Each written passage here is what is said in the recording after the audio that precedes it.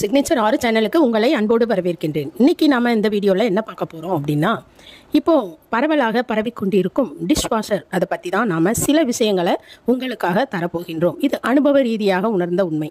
இப்போது dish washer அப்படின்னா நாம் அதை கழுவி உங்களுக்கு காண்பிக்கின்ற விதம் அழகாக இருக்கின்றது, ஈஸியாக இருக்குமோ என்று தோன்றும். ஆனால் அதனுடைய பக்குவம் என்ன அப்படின்னா, பாத்திரங்களை முதல்ல நாம் நன்றாக கழுவி தான் அதில் போட முடியும். அதாவது இப்போ டீ பாத்திரம் அப்படின்னா அப்படியே அதில் வைக்க முடியாது.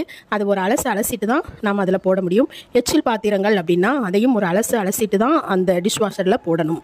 அடுத்து அதோட லிக்விட், நம்ம பாத்திரம் கழுவுகின்ற அதை யூஸ் பண்ண போகிற பவுடர், அதை நியமங்களில் நாம் அங்கே போடணும். இது எதற்காக நம்ம சொல்கின்றோம் அப்படின்னா, நம்ம ஈஸியாக இருக்குது, நம்ம உடனடியாக கழுவி கொடுத்துடும் அப்படிங்கிறது தான் நமக்கு காண்பிக்கப்படுகின்றது.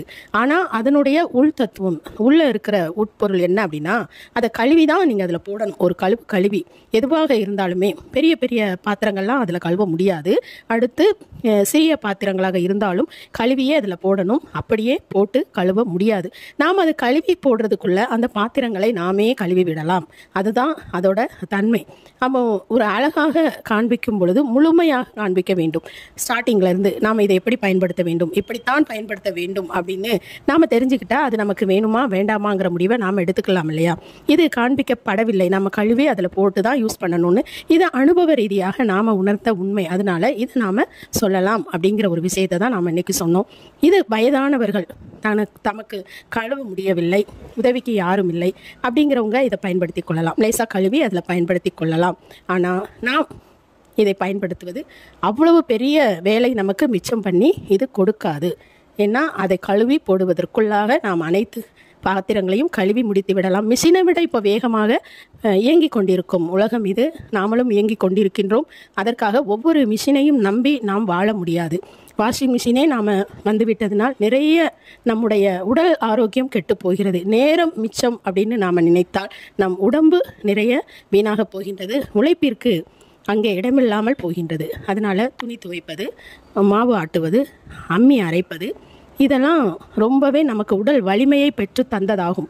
இப்பொழுது அதெல்லாம் நாம் செய்வதில்லை. அனைத்து வேலைகளையும் மிஷினிடம் ஒப்படைத்து நாம் மிக மிக மோசமான நிலையில் நம் உடம்பை வைத்து கொண்டிருக்கின்றோம். அதற்கு நமக்கு நேரமின்மை அப்படிங்கிறதுனால நாம் செய்து கொள்ளலாம். அதற்காக நாம் இந்த பாத்திரம் கழுவுவதற்கு ஒரு மிஷின் அப்படின்லாம் நாம் ஏற்றுக்கொள்ளக்கூடாது.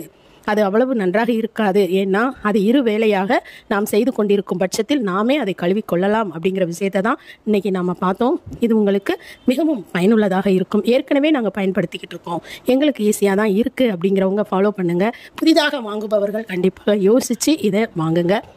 இல்லை இது பரவாயில்லை அப்படிங்கிறவங்க தொடரலாம். ஆக நாம் எந்த இலக்கை நோக்கி சென்று கொண்டிருக்கின்றோம், நம் உடம்பு எந்த விதத்திலும் வேலை செய்ய முடியாத அளவுக்கு நாம் முடக்கம் செய்யக்கூடாது அப்படிங்கிற ஒரு விஷயத்தையும் நினைவு கூர்ந்து நாம் அந்த பொருட்களை வாங்க வேண்டும் அப்படிங்கிறது தான் ஒரு விஷயம் முக்கியமாக இங்கே. இந்த வீடியோ உங்களுக்கு பிடிச்சிருக்கும் நம்புறேன். இன்னும் ஒரு வீடியோவில் நான் உங்களை சந்திக்கிறேன். தேங்க்யூ.